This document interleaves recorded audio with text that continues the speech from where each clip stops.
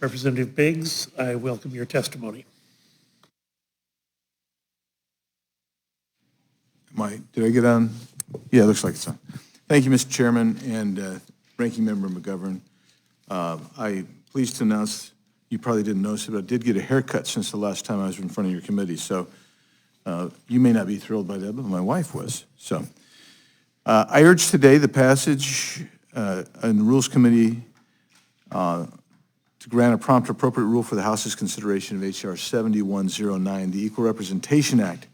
Reporting out H.R. 7109, the House Committee on Oversight and Accountability holds the decennial census should collect information about the citizenship status of our population. It is a basic data point that should be available to policymakers and the public, and adding a citizenship question on the decennial census questionnaire is the best way to obtain accurate information. Adding a citizenship question is an appropriate exercise of Congress's Article I authority over the census, and I just want to refer you briefly and discuss a little bit of the Department of Commerce versus New York case. The court in that particular case noted a host of various questions over the years that are tangential, frankly, to apportionment that have been asked on censuses. For instance, the court, and I will quote them, noted race, sex, age, health, education, occupation, housing, military service, radio ownership, age at first marriage, native tongue, close quote.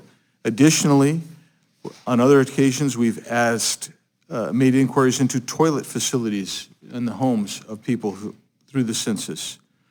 How many times has citizenship been actually asked on the census questionnaire? The court noted, quote, every census between 1820 and 2000, with the exception of 1840, asked at least some of the population about their citizenship or place of birth.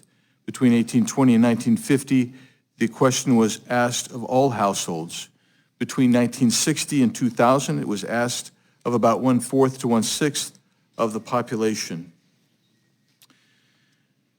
Additionally, the court said more detailed demographic questions previously asked on the long-form questionnaire, including the question about citizenship, were instead asked on the American Community Survey, which is set each year to a rotating sample of about 2.6% of households, close quote.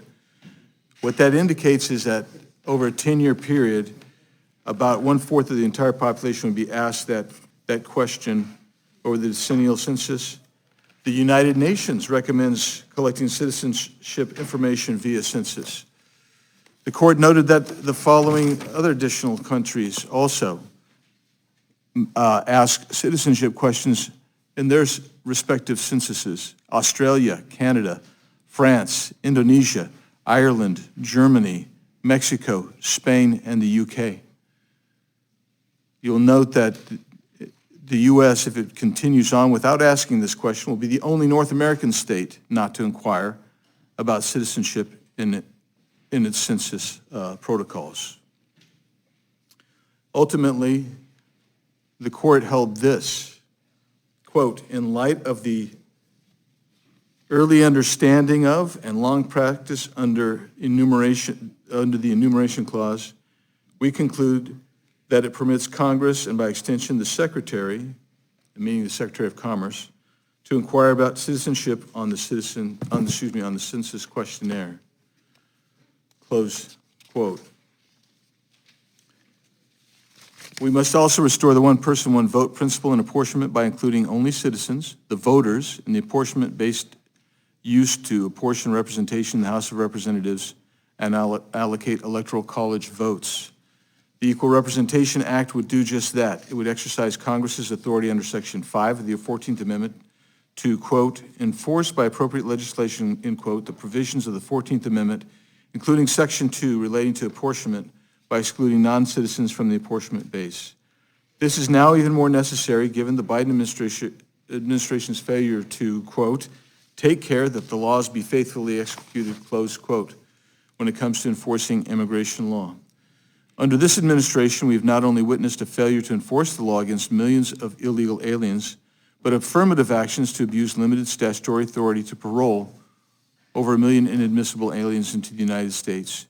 If H.R. 7109 is not passed into law, these millions of illegal aliens will be counted for purposes of apportionment, eroding the one person, one vote principle. And in the long line of cases that deal with census and apportionment, the term that the courts have consistently used is when you erode the one person, one vote, they've used the term debasing the vote of the people.